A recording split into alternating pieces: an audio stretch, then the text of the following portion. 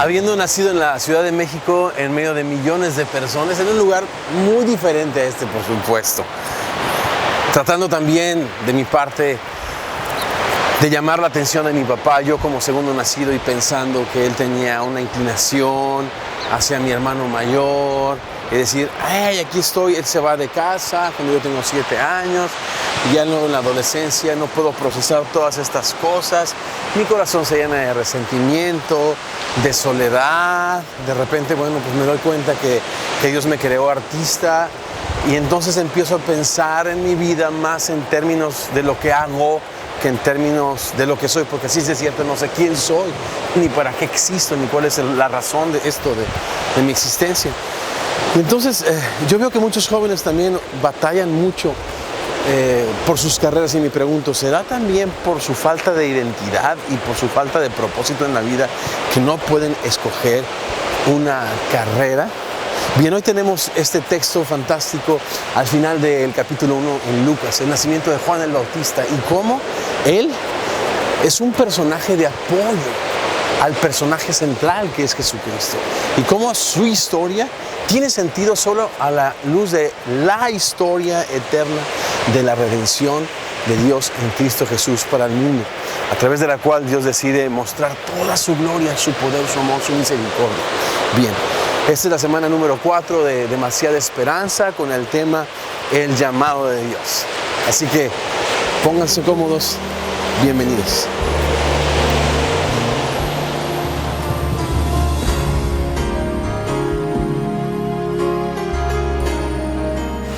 Lucas capítulo 1, comenzando en el verso 57. Cuando Elizabeth se le cumplió el tiempo de su alumbramiento, dio a luz un hijo. Y cuando oyeron los vecinos y los parientes que Dios había engrandecido para con ella su misericordia, se regocijaron con ella. ¿Cómo no? Ella había sido estéril toda su vida, y Dios, ella menciona en el verso 25, se había dignado y había quitado de ella su afrenta.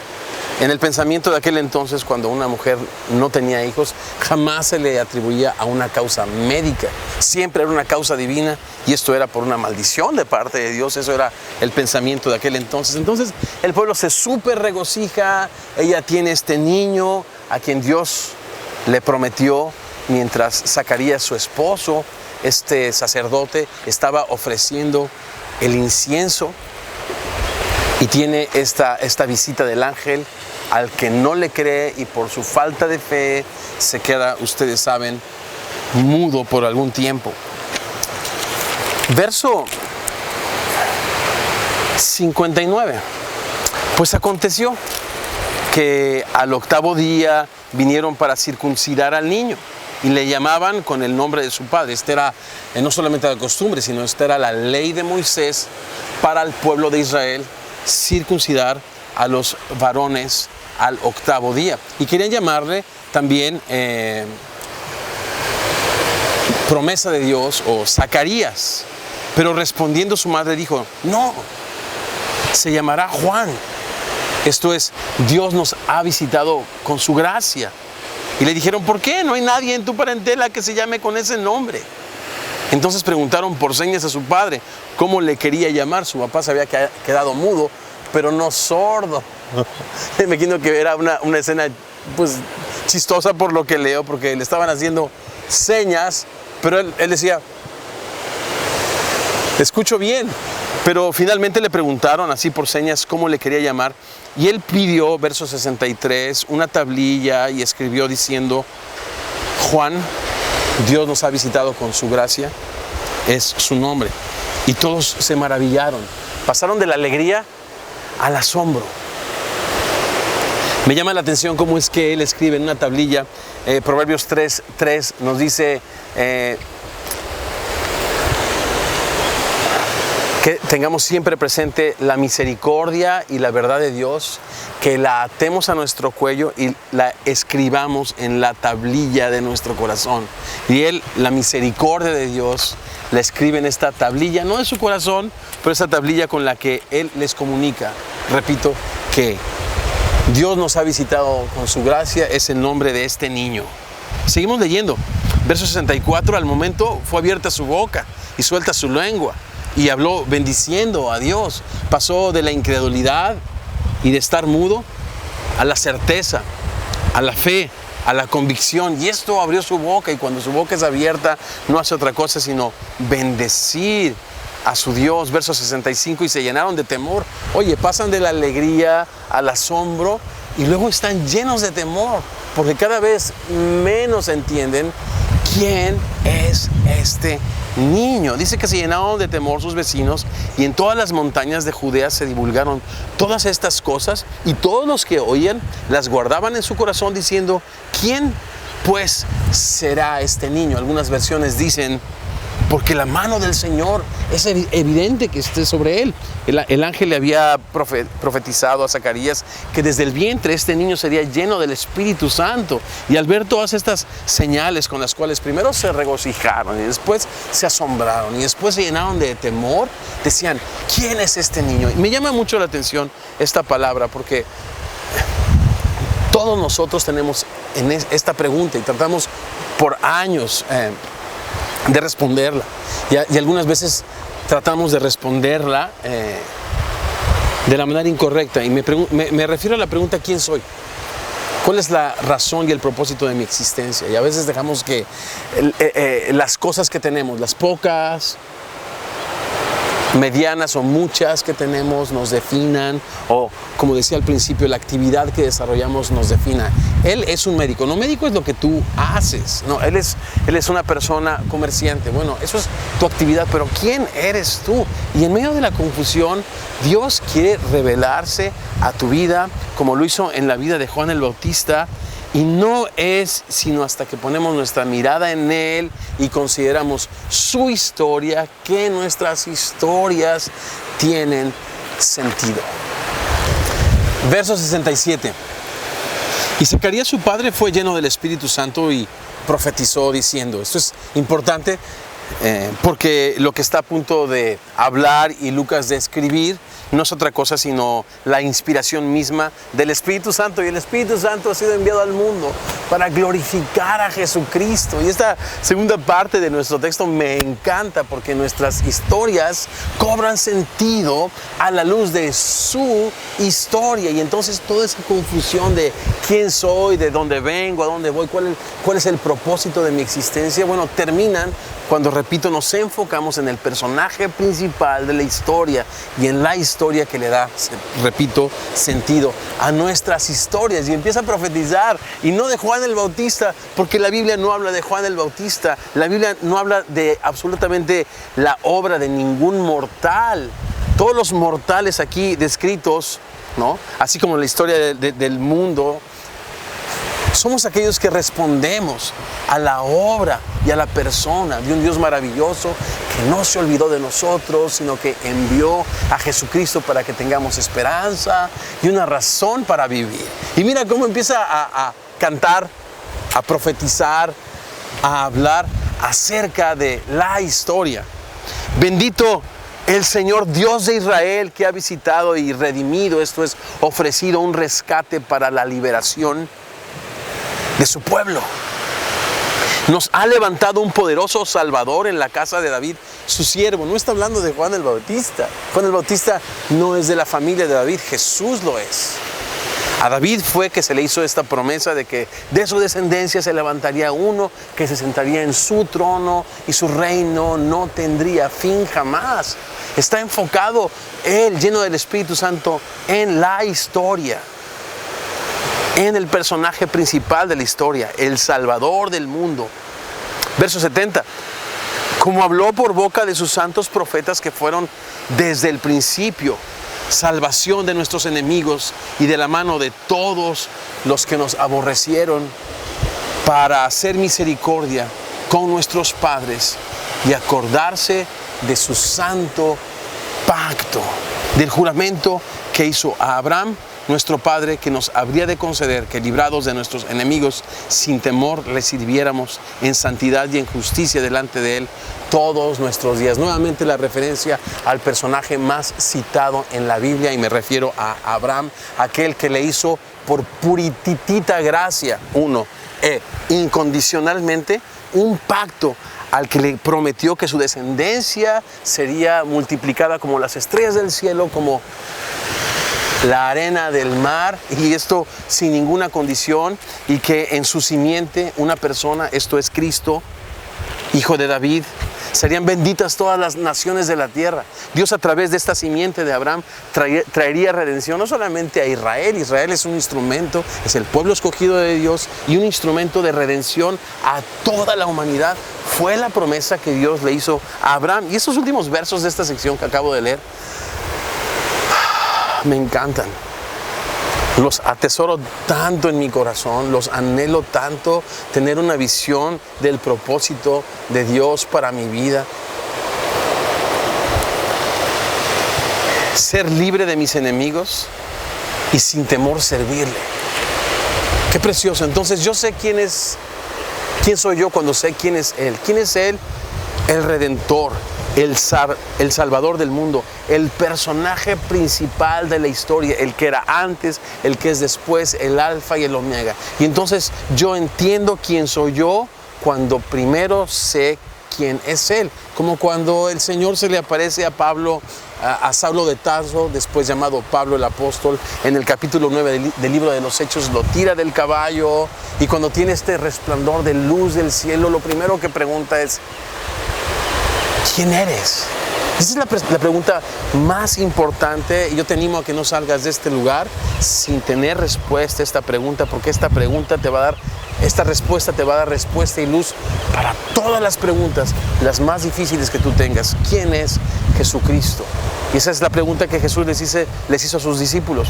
¿Quién dicen los hombres que soy? Bueno, algunos un obrador de milagros, otros un profeta, Elías, Juan el Bautista. No. Ustedes, ¿quién dicen que soy? Pedro se levanta bajo la inspiración del Espíritu Santo y le dice: tú eres el Cristo, el Hijo del Dios viviente. Pedro, esto no te lo reveló ni carne ni sangre, sino mi Padre que está en los cielos. Y yo te digo que tú eres Pedro, piedrita pequeña.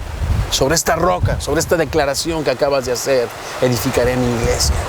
Y es interesante que entonces Pedro, su iglesia, todos nosotros cobramos sentido, nuestras vidas tienen un propósito, repito, cuando sabemos quién es Él.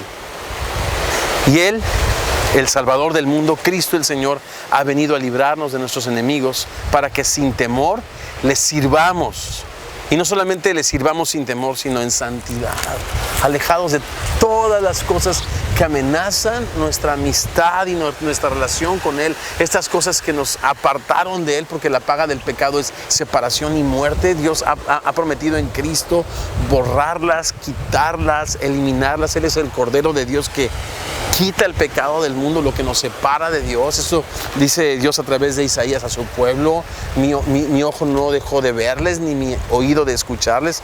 Hay algo entre ustedes y nosotros, y yo, que ha hecho separación, y eso se llama el pecado. Y Cristo vino a quitar ese pecado para que nosotros, otra vez, este texto que toca muchísimo mi corazón, repito, ser yo libre de todos mis enemigos, y he encontrado que mis peores enemigos están dentro de mí. En mi carne no mora el bien, los deseos de los ojos, los deseos de la carne, la vanagloria de la vida, esas cosas que están en mí. Cristo vino a morar a mi corazón. Hoy tengo la preciosa presencia del Espíritu Santo, pero dentro de mí hay una naturaleza que ha de terminar, que ha de ser o terminar de ser redimida cuando la presencia del pecado, cuando este cuerpo de corrupción se vista de incorrupción, cuando este cuerpo se vista de un cuerpo como el de la gloria de Cristo en la resurrección entre los muertos. Hasta entonces seré completamente libre de esos enemigos que me apartan de mi comunión con Él y del propósito por el cual Él me ha creado y Él me ha llamado. Él me llama en medio de mi confusión, pero también Él me llama a la luz de su historia. Déjame terminar de leerte estos dos versos que están bien cerca de mi corazón. librados de nuestros enemigos sin temor, servir a Dios. Qué sueño tan increíble. En santidad y en justicia delante de Él todos nuestros días. ¿Te imaginas que cada uno de los días de tu existencia tenga un propósito y tenga un sentido? Que no sean como esos días donde te levantas y dices, bueno, ¿de dónde vengo? ¿A dónde voy? ¿Cuál es el propósito de mi existencia? Estoy hastiado de la vida que llevo. Bueno, cuando tú te enfocas en Jesucristo y en su historia, entonces tú puedes reconocer quién eres tú y cuál es la parte de esa gran historia que te toca vivir. Verso 76. Y tú, niño, profeta del Altísimo serás llamado, porque irás delante de la presencia del Señor para preparar sus caminos.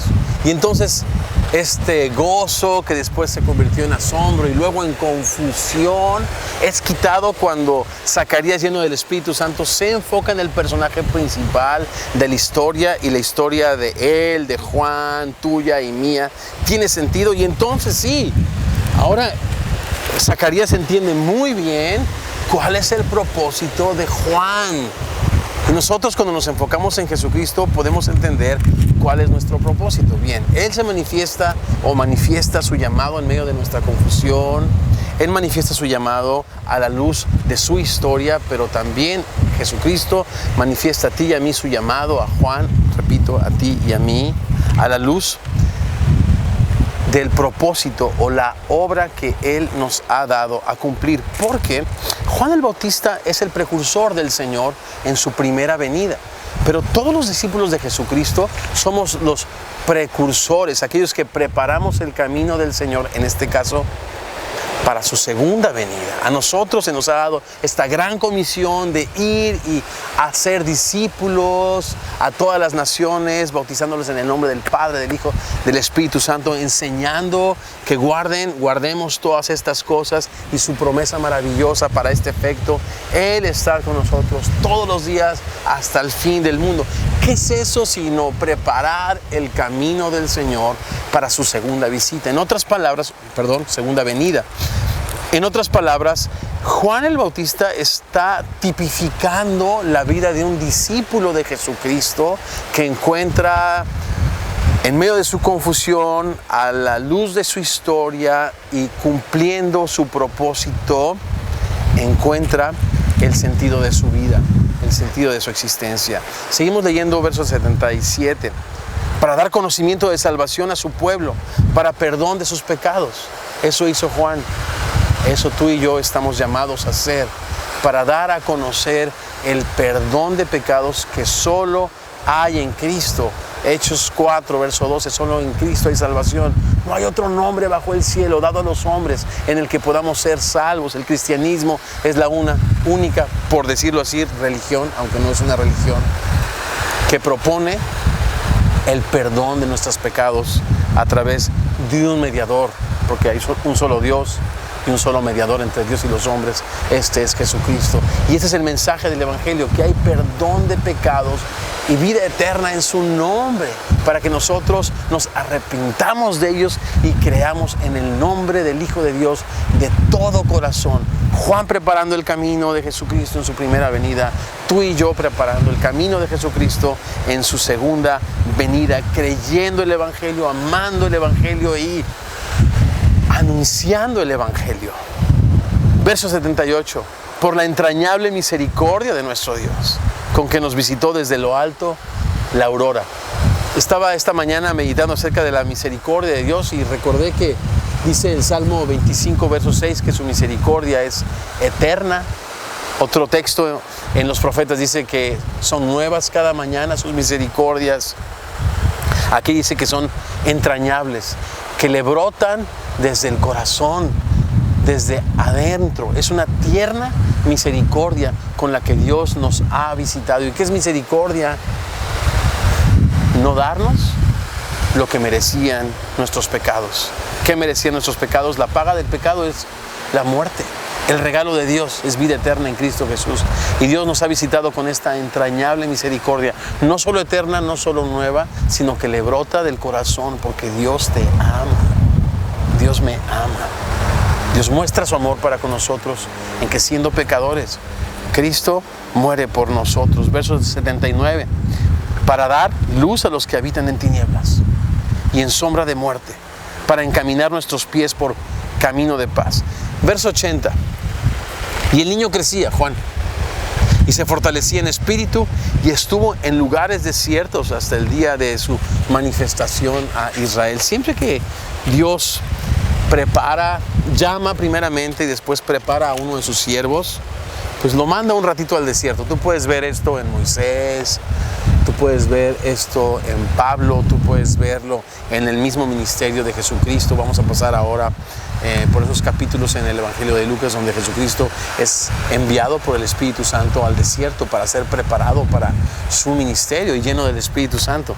Y quizá tú te encuentres en un desierto donde las cosas no van como tú quisieras que fuesen, van diferente a lo que tus expectativas han sido. Bueno, Dios te está preparando para que pongas tu mirada en Él, para que encuentres el sentido de tu vida en Él y recibas el llamado, el propósito de tu existencia. Todo es de Él, todo es por Él y todo es para Él.